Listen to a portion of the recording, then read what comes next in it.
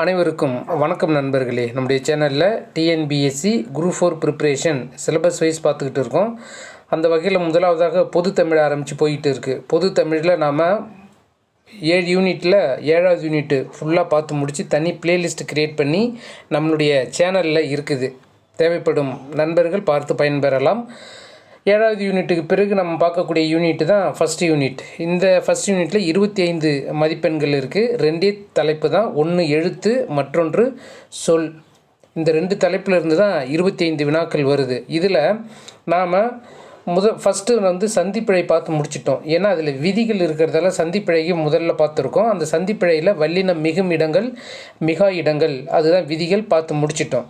அதன் பிறகு புணர்ச்சி விதிகள் பார்த்தோம். ஏன் அப்படின்னா இந்த மிகுமிடம், மிகா இடம், புணர்ச்சி விதிகள் தெரிஞ்சால் தான் ஒரு வார்த்தையை எப்படி சேர்த்து எழுத முடியும், எப்படி பிரித்து எழுத முடியும் அப்படிங்கிறது நமக்கு தெளிவாக தெரியும்.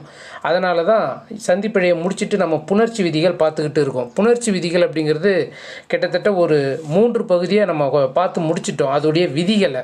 இப்போ இந்த காணொலியில் நம்ம என்ன பண்ண போகிறோம் அப்படின்னா, புணர்ச்சி விதிகளின் பயன்பாடு, ஒரு வார்த்தையை பிரிக்கும் பொழுது அந்த வார்த்தை எப்படிலாம் புணர்ச்சி விதிகள் சேர்ந்து வார்த்தை உருவாகுது அப்படிங்கிறத இந்த காணொலியில் ஒரு 100 வார்த்தைகளுக்கு மேலே நம்ம ரெடி பண்ணி வச்சுருக்கோம்.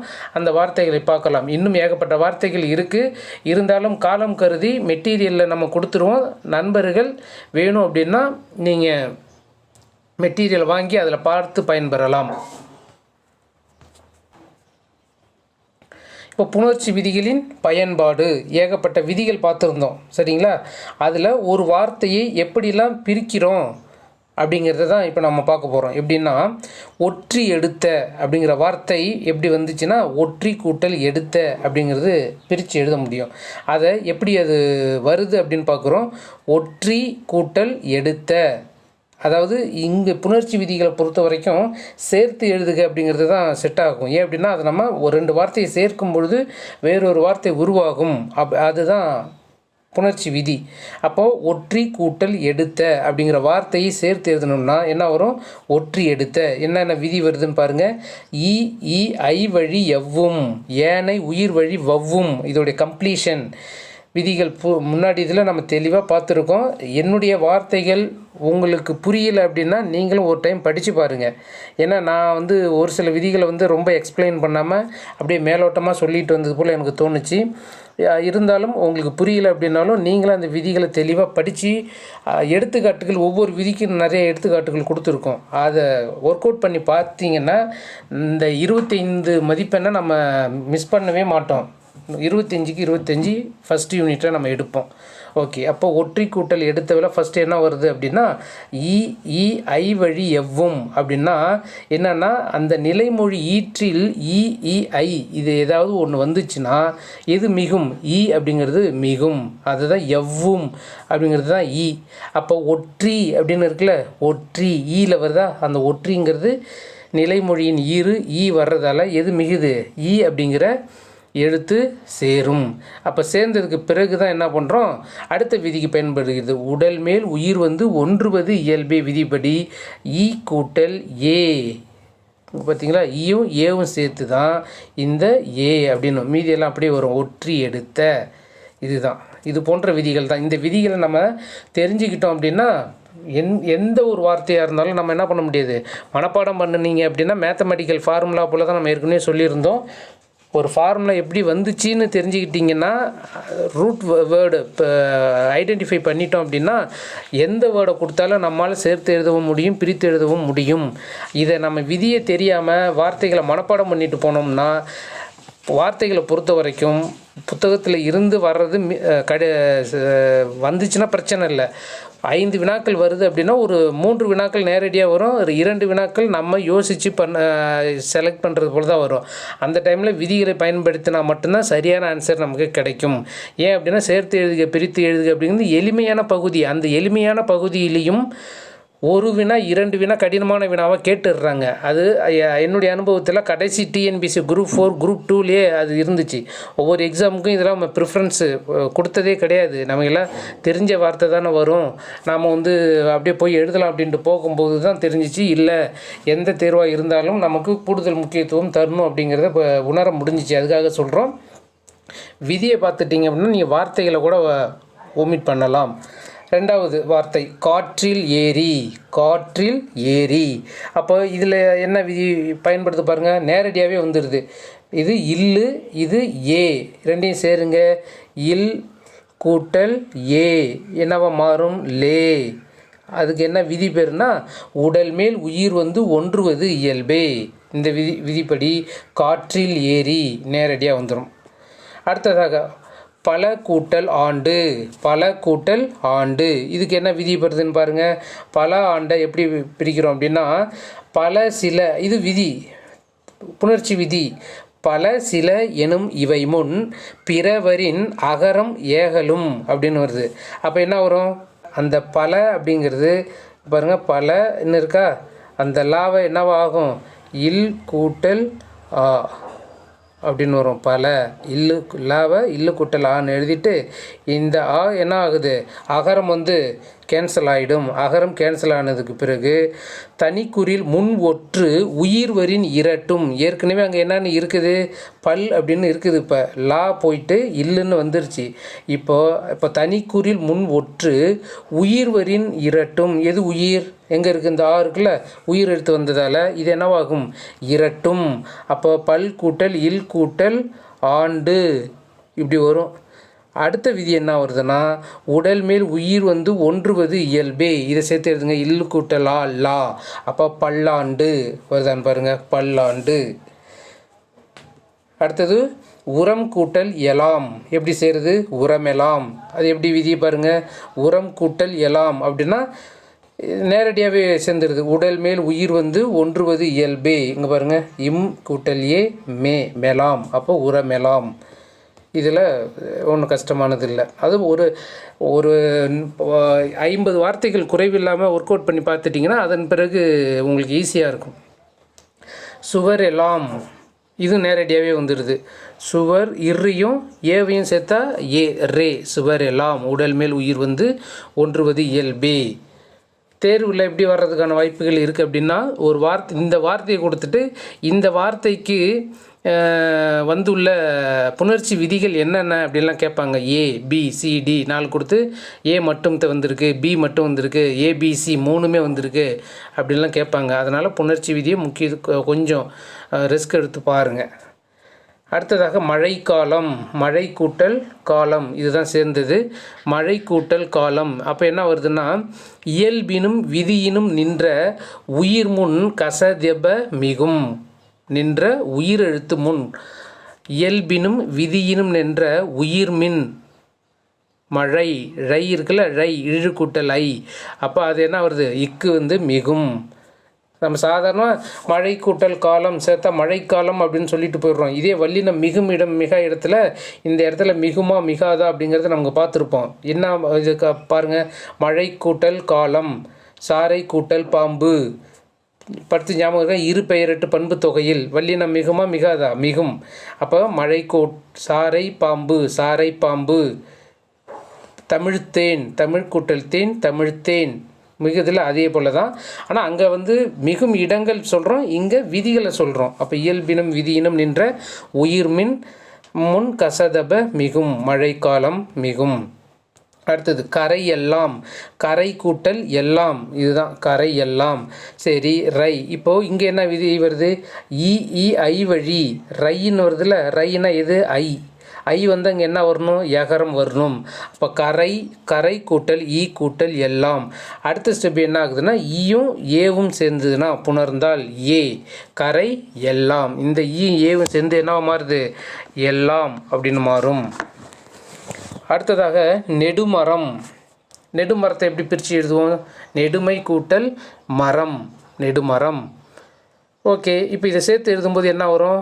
நெடுமை. மை எதனால் போகுது? ஈறுபோதல் விதிப்படி மை கெட்டுவிடும். ஈறுபோதல் விதிப்படி மை கெட்டுச்சுன்னா அதன் பிறகு நேரடியாகவே சேர்ந்துடும். நெடுமரம் ஆன்சர். அடுத்தது வழி கூட்டல் எல்லாம், வழி எல்லாம். ஓகே, இங்கே என்ன? ரீ கடைசி எழுத்து ரீ. ரீயை எப்படி பிரித்து எழுதலாம்? இழ் கூட்டல் ஈ அப்படின்னு பிரித்து எழுதுவோம். அப்போ ஈ வந்திருக்குதா? இ ஐ 3 வந்தாலே என்ன வரும்னு சொன்னோம்? ஈ யகரம் வரும்னு சொன்னோமா? அப்போ யகரம் வழி கூட்டல் ஈ கூட்டல் எல்லாம் வந்துருச்சா? ஓகே. அடுத்தது என்ன வரும்? இந்த ஈயும் ஏவும் சேர்த்து எழுதுங்க. ஏ எல்லாம், ஈ கூட்டல் ஏ ஏ, இந்த ஏ எல்லாம் வழி எல்லாம். காலம் கூட்டல் அது, காலம் கூட்டல் அது. இப்போது இது நேரடியாகவே புணருது. இங்கே இம்மும் இங்கே ஆவும். இம் கூட்டல் ஆ என்னவா மாறும்? மா, மது. அதான் காலம் மது நேரடியாக வந்துடும். அடுத்தது செம்மை கூட்டல் கயல் சேர்த்து எழுதணும்னா எப்படி எழுதலாம்? செம்மை கூட்டல் கயல், செம்மை கூட்டல் கயல். முதல் விதி. இதில் 2 விதிகள் பயன்படுகிறது. ஒரு சில இடத்துல விதியை பயன்படாமல் புணரும், ஒரு சில வார்த்தையில் ஒரு விதி பயன்படும், 2 விதி பயன்படும், 3 பயன்படுது, 4 பயன்படும். அதெல்லாம் நம்ம ஒவ்வொன்றா அந்த ஒரு ஸ்டெப்பாக போகணும். இப்போ காலம் கூட்டல் அது பார்த்துட்டோம். இப்போ செம்மை கூட்டல் கயல் பார்க்குறோம். செம்மை கூட்டல் கயலை சேர்த்து எழுதணும்னா ஆன்சர் என்னன்னு சொல்கிறோம்? செங்கயல்னு சொன்னோம். அந்த செங்கயல் எப்படி வந்துச்சு? ஃபஸ்ட்டு ஸ்டெப்பை பாருங்கள். மை விகுதி கெடும். எந்த விதிப்படி? ஈறுபோதல் விதிப்படி மை கெட்டு போச்சுன்னா செம் கூட்டல் கயல் என்று மாறும். அதுக்கு அடுத்ததாக முன் நின்ற மெய் திரிதல், முன் நின்ற மெய் தந்தல்னு சொல்லிருக்கோம். மெய் திரிதல் விதிப்படி அந்த இம் மகரம் என்னவா திரிஞ்சிருது, மகரம் ஞகரமாக திரியும். அப்போ செம்கயலானது செங்கயலாக திரிந்துவிடும். அடுத்தது அலியுலாம், அலி கூட்டல் உலாம், இதான் அலியுலாம். சரி, இது எப்படி மாறுது? அலி லீ, லீ லீ எப்படி பிரித்து எழுதலாம்? இல், இது இல்லு, இல் கூட்டல் ஈ, லீன்னு பிரிக்கலாமா? நிலைமொழி ஈற்றினுடைய விகுதி என்ன? ஈ. ஈ ஈ ஐ வந்தால் எது மிகும்னு சொன்னோம்? யகரம் மிகும். அப்போ அலி கூட்டல் ஈ கூட்டல் உலாம். அடுத்த ஸ்டெப்பு உயிர்மேல் உடல் வந்து ஒன்றுவது இயல்பே. ஈ கூட்டல் உ யூ, இந்த பாருங்கள், இந்த யூ தான் அது. யூ வந்துச்சுன்னா அலி யுலாம் என்று மாறும். அடுத்ததாக வெண்சங்கு. சரி, இதோடைய பிரித்து எழுதுக்கு எப்படி எழுதும்? வெண்மை கூட்டல் சங்குன்னு எழுதுவோமா? வெண்மை கூட்டல் சங்கு எப்படி வெண் சங்காச்சு? ஈறுபோதல் விதிப்படி மை கெடும். ஈறுபோதல் விதிப்படி மை கெட்டுச்சுன்னா வெண் கூட்டல் சங்கு வெண் சங்கா மாறிடும். அடுத்தது திருமலை சேவகன். திருமலை சேவகன் அப்படிங்கிற வார்த்தை திருமலை சேவகன் அப்படின்னு புணருது. அப்படி புணரும் பொழுது இச்சு மிகுது. எதன் அடிப்படையில் மிகுது அப்படின்னா இயல்பினும் விதியினும் என்ற முன் கசதப மிகும். திருமலை சேவகன் லை வந்திருக்கா? திருமலை இயல்பினும் விதியினும் என்ற வந்த உயிர்மின் கசதப மிகும் அப்படின்னு சொல்கிறோம். இதே நம்ம வந்து வல்லினம் மிகும் இடம் அங்கே இருக்கிற விதி என்ன விதி அப்படின்னா அதையும் கம்பேர் பண்ணி பார்த்துக்கோங்க. மிகும் இடம் தனியாக ஒரு பிரிண்ட் அவுட் எடுத்து வச்சுக்கோங்க. மிகா இடத்த கிட்டத்தட்ட ஒவ்வொன்றிலும் 25க்கும் மேற்பட்ட விதிகள் நம்ம பார்த்துருந்தோம். மிகும் இடத்துலையும் 25க்கு மேலே பார்த்தோம், மிகா இடத்துலையும் 25க்கு மேலே பார்த்தோம். அதெல்லாம் அப்படி பிரிண்ட் அவுட் எடுத்து வச்சுக்கிட்டு கம்பேரிசன் பண்ணி படிங்க. ஓகே, இப்போ திருமலை, இப்போ இதில் எது மிகுது? இச்சு மிகுது. கசதப மிகும், திருமலை சேவகன். அடுத்ததாக மண்டலம் கூட்டல் காக்கும். இதில் என்ன வருது, என்ன விதி அப்படின்னா மவ்வீறு நிலைமொழியீற்றில் மகரம் இறுதியில் மவ் வந்துச்சுன்னா வந்துச்சுன்னா அந்த ஒற்று வன்மைக்கு இனமாக திரியும். வன்மைக்கு இனமாக இனம் எழுத்தும் அப்படின்னு நம்ம பார்த்துருந்தோம். அப்போ மண்டலங் அந்த இம் கெட்டு மகரம் கெட்டு ஞகரம் வரும். மண்டலங் மண்டலம் காக்கும், அதான் இனமாக திரியும் அப்படின்னு சொல்கிறோம். அடுத்தது போது கூட்டல் அவிழ். போது கூட்டல் அவிழ். ஓகே, இதை வந்து என்ன பண்ணுறோம்? போது அவிழ். உயிர் வரின் உக்குரல் மெய்விட்டோடும். உயிர் வரின் உயிர் எழுத்துங்க வந்திருக்குதா? அதனால் முன்னாடி இருக்கிற உக்குரல் என்ன ஆகுது? மெய்விட்டோடும். அந்த தூவை எப்படி பிரித்து எழுதுகிறோம்? தூ ஈக்குவல் டு இத்து கூட்டல் உ. அதுதான் சொல்கிறோம். வருமொழியில் எது வந்திருக்கு? உயிர் எழுத்து ஆ வந்திருக்கு. அந்த ஆ எழுத்து வந்ததால் நிலைமொழியில் உள்ள இத்து கூட்டல் ஊன்னு எழுதுவோம். அந்த உகரம் கேன்சல் ஆச்சுன்னா என்னவா இருக்கும்? எப்படி இருக்கும்? இப்படி இருக்கும். அந்த போனதுக்கு பிறகு போத்து கூட்டல் அவிழ்னு இருக்கும். அடுத்த ஸ்டெப்பு இந்த இத்தையும் இந்த ஆவையும் சேர்க்குறோம். அது சேர்க்குற விதி உடல் மேல் உயிர் வந்து ஒன்றுவது இயல்பே அப்படின்னா இத்து கூட்டல் ஆ தா, அதுதான் இந்த போதவிழ். பிடவு கூட்டல் அலர்ந்து, பிடவு கூட்டல் அலர்ந்து. பிடவு ஊ எப்படி பிரிச்சது? இவ்வு கூட்டல் ஊ. ஆனால் இந்த இடத்துல அந்த விதி வரல. எந்த விதி நம்ம அதை பார்த்தோம்?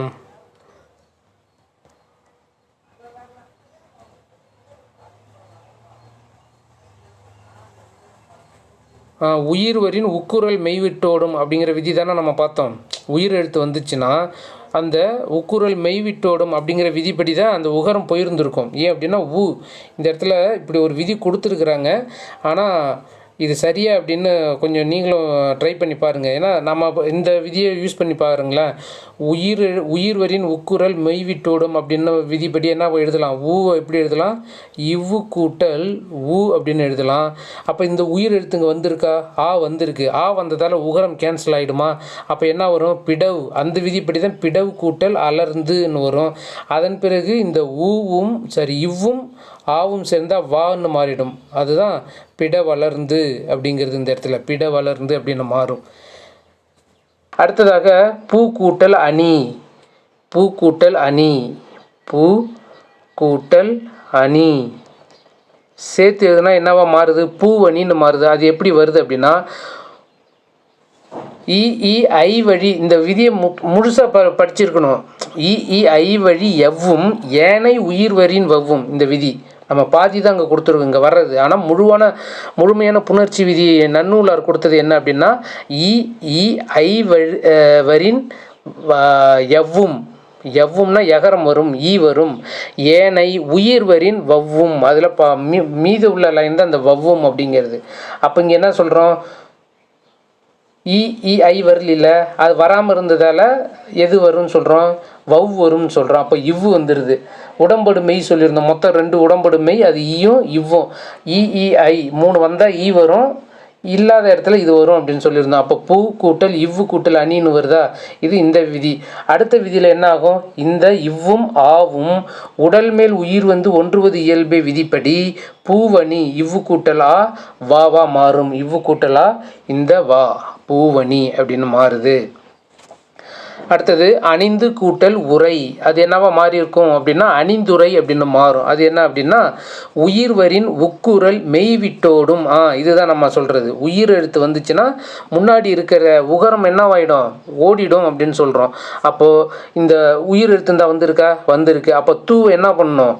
பிரித்து எழுது. தூவை எப்படி பிரித்து எழுதலான்னா இத்து கூட்டல் உயிர் எழுத்து வந்ததால் இது என்னவாயிடுது? உக்குரல் ஓடிவிடும். ஓடுனதுக்கப்புறம் அது என்னவா மாறும்? அணிந்துரை அப்படிங்கிறது என்னவா வரும்? அணித்துறைன்னு மாறும். அணித்துறை இத்து இருக்கும். அப்போ இங்கே என்ன இருக்குது? இருக்குது. அப்போ இத்து கூட்டல் தூவா மாறிடும். அதனால் அது அணிந்துரை என்று மாறும். அடுத்ததாக பொது கூட்டல் சிறப்பு. இந்த விதி எதனால் மிகுது அப்படின்னா இதில் மிகுது ஒரே ஒரு விதி தான். இயல்பினும் விதியினும் நின்ற உயிர் முன் கசதப மிகும்.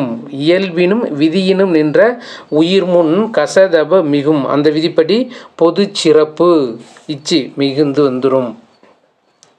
அடுத்ததாக பயன் கூட்டல் ஓடு. இது நேரடியாக ஒரே விதி தான். உடல் மேல் உயிர் வந்து ஒன்றுவது இயல்பே. இன்னு கூட்டல் நோ நெடில் தொடர். இன்னு கூட்டல் நோ பயனோடு. அடுத்ததாக முன் கூட்டல் உரை முன்னுரை. இது என்ன வருது? அதே விதி. தனிக்குறில் முன் ஒற்று உயிர்வரின் இரட்டும். இது ஒரு விதி வந்திருக்கு பாருங்க. தனிக்குறள் முன் ஒற்று வந்துருச்சுன்னா அந்த ஒற்று இரட்டும் அப்படின்னு சொல்கிறாங்க. ஏற்கனவே முன் இருக்கா, இன்னொரு இன்னும் சேர்ந்து வரும். அப்போ முன். அடுத்த விதியில் இந்த இன்னும் இந்த ஊவும் சேர்ந்துச்சுன்னா இன்னு கூட்டல் நூ. அதுதான் இந்த நூ. அப்போ முன்னுரை என்று புணரும். நூல் கூட்டல் முகம். இதை நூல் முகம் அப்படின்னு சேர்த்து எழுதக்கூடாது. நூல் கூட்டல் முகத்தை எப்படி சேர்த்து எழுதலாம்னா நூன் முகம் அப்படின்னு தான் எழுதணும். அது என்ன விதி? லா வேற்றுமையில் மெலிமே விண்ணனவும் அப்படிங்கிறது. அப்படின்னா என்ன? லா வந்துச்சுன்னா இந்த விண்ணனவும் அப்படிங்கிறது. லா வரும்போது அதை நனவும் அப்படின்னு வந்துடும். நா இது வரணும் அப்படின்னு சொல்லுவாங்க. அப்போ இந்த நூல் இந்த நூனா மாறிவிடும், நூன் முகம். அடுத்ததாக நூல் கூட்டல் பெயர். அங்கே வந்து நூல் நூன் எப்படி வந்துச்சு, இங்கே இருக்கக்கூடிய நூல் இங்கே என்ன விதி, அங்கே பாருங்கள், அங்கே லாலா நானாவா வந்துச்சு, இங்கே நூல் வந்து ரடவும்னா மாறும், லாலா ரடவும், வலிவரின் ரடவும், வல்லினம் வந்ததால். ஏன் இது வல்லினம் வருது, வலின்னா என்ன, வல்லினம் வந்தால் ரடவும் அப்படின்னு மாறும். அப்போ நூல் ஆனது லா வந்திருக்கா, எது லா, இதுதான் அந்த லா, அந்த லா வந்தால் அந்த லா என்னவா மாறணும், ராவா மாறும். ரா மீன்ஸ் இரு. அப்போ நூல் நூறா மாறும், நூற்பெயர், நூற்பெயர். அடுத்தது நன்மை கூட்டல் நூல். அது எப்படி எழுதலாம்னா பிரித்து ஆன்சர் வந்து நன்னூல். அது எப்படி நன்னூல் வந்துச்சு, முதல்ல ஈறுபோதல் விதிப்படி மையின்னு ஒன்று வந்துச்சுன்னா, மை அப்படிங்கிறது பெரும்பாலும் மை வரும். அந்த மை வந்துச்சுன்னா எந்த விதிப்படி கேன்சல் ஆகும்னா ஈறுபோதல் விதிப்படி தான் கேன்சல் ஆகும். முதல்ல அது ஈறுபோதல் விதிப்படி மை கேன்சல் ஆகிடுது. இந்த விதி என்ன ஆகிடுது, ஈறுபோதல் விதிப்படி கேன்சல் ஆனால் நன் கூட்டல் நூல் ஆகுது. அடுத்ததாக அந்த இன்னானது எப்படி ஆன்சர் வருதுன்னு பாருங்கள்.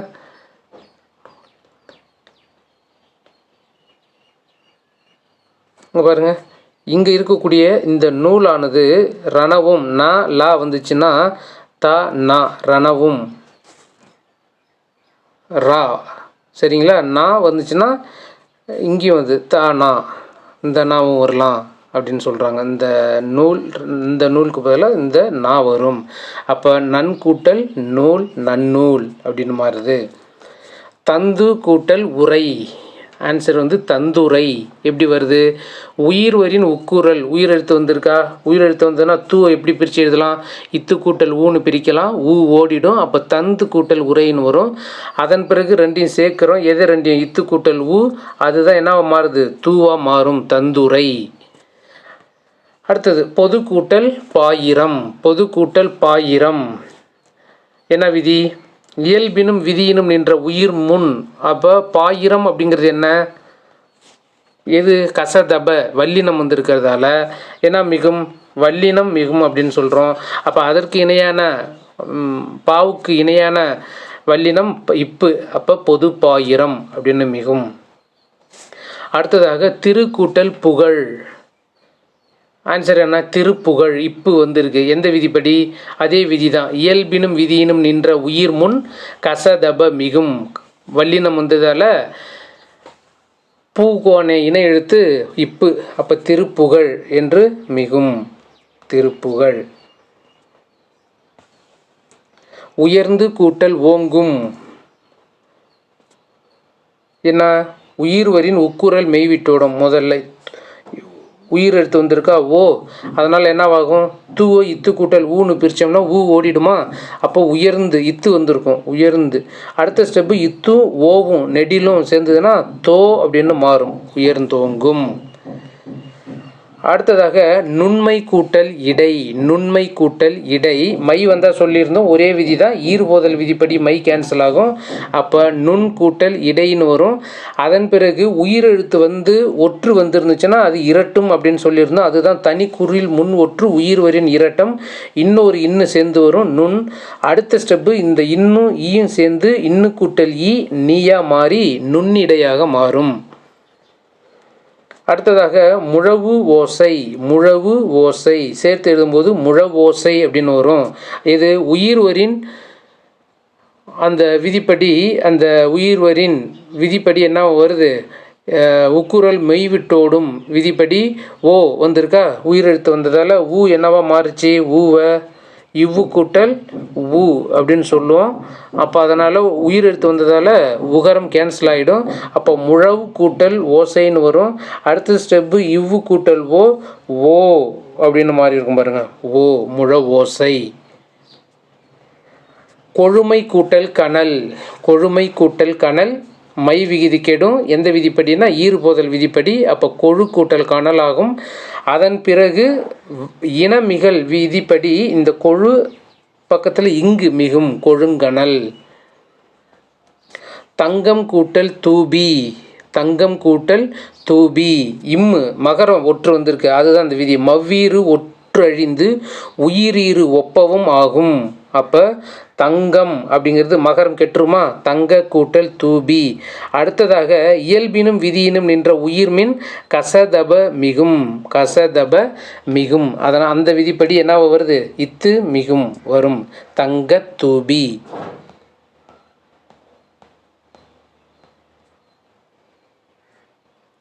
அடுத்ததாக செக மெச்சிய, செக மெச்சிய, செகம் கூட்டல் மெச்சிய அப்படின்னு எழுதலாம். செகம் கூட்டல் மெச்சிய.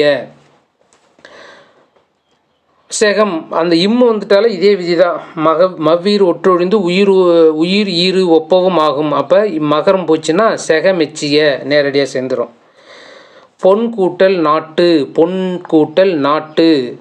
நலமுன் என்ன ஆகுது, நலமுன் ரணவும் ஆகும் தனக்கல். அப்படின்னா என்ன, இந்த பொன் இந்த இது இருக்குல்ல, இது நா வருதுல்ல, இந்த நா எதுவாக மாறும், நாவாக மாறும் அப்படிங்கிறது தான். நலமுன் ரணவும் ஆகும் தனக்கல் அப்படிங்கிற விதி அந்த பொன் நாட்டு வந்துடும். அப்படின்னா என்ன சொல்கிறோம், நா நாவாக ரீப்ளேஸ் ஆகும், அதுதான் அந்த விதி. அடுத்தது தங்கம் கூட்டல் காவடி மகரம் விதி, இந்த விதிப்படி கேன்சல் ஆகிடும். தங்க காவடி. இயல்பினும் விதியினும் நின்ற உயிர்மின் கசதப்பும் மிகும் விதிப்படி வல்லினம் வந்திருக்கு, கா அப்படிங்கிறது வல்லினம், அதனால் அதற்கு இணையான இக்கு மிகுந்து தங்க காவடி என்று வந்திருக்கும். அடுத்ததாக மின்னி கூட்டல் கரங்கும் அப்படின்னா மின்னி கூட்டல் கரங்கும். இயல்பினும் விதியினும் நின்ற உயிர் முன் கசதப மிகும், மின்னி கூட்டல் கரங்கும் மிகுந்திருக்கு, நேரடியாக இக்கு மிகுந்து வரும்.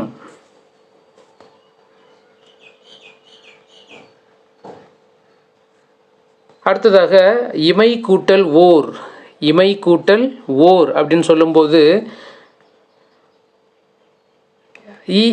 ஐ வழி எவ்வும், மை நம்ம கேன்சல் பண்ணணும்னு சொன்னோம். இப்போ கிடையாது, சரிங்களா. இதுக்கு முன்னாடி இருக்கக்கூடிய விதி வேறு. இங்கே அது எப்படிங்க பாருங்கள், இங்கே அப்படி கொடுமை,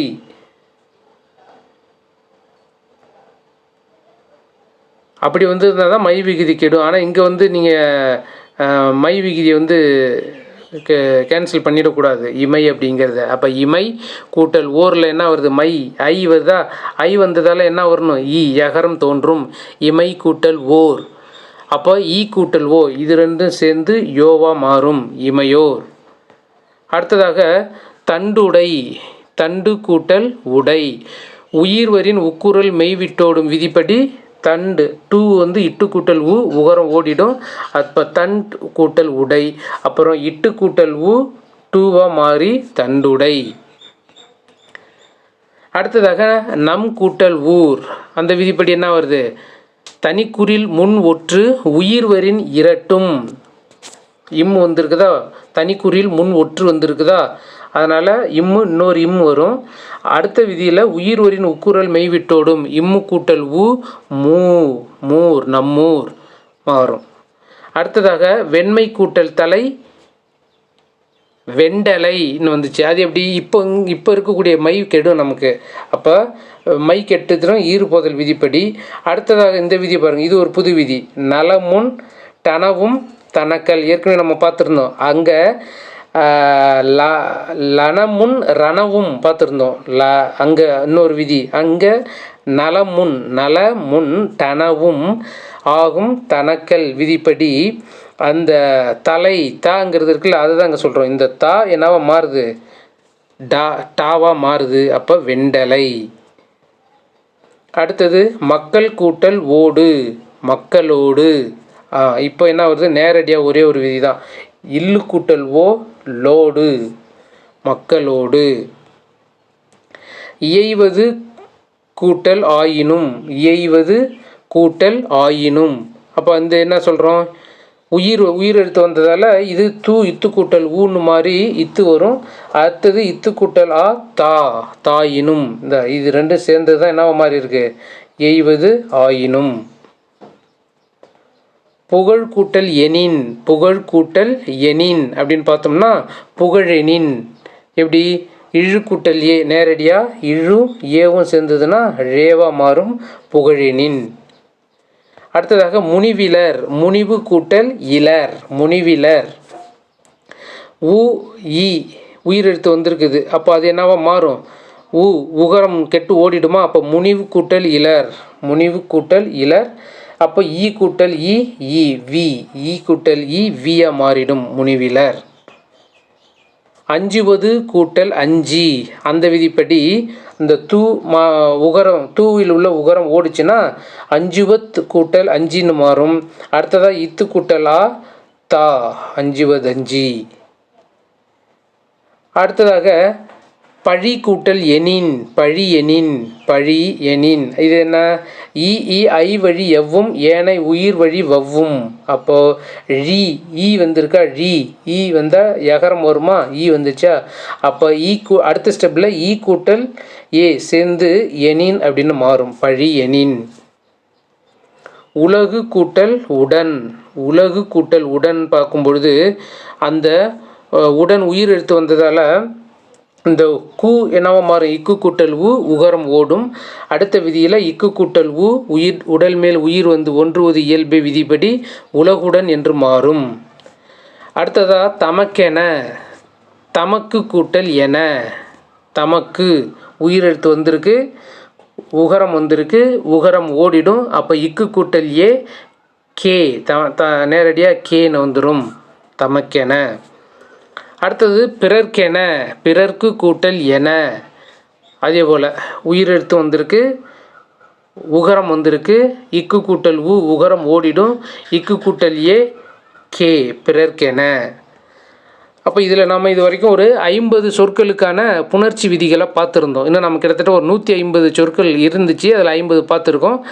அடுத்த காணொளியில் நாம் மீதமுள்ள சொற்களுக்கு புணர்ச்சி விதிகளின் பயன்பாட்டை காணலாம். நன்றி, வணக்கம்.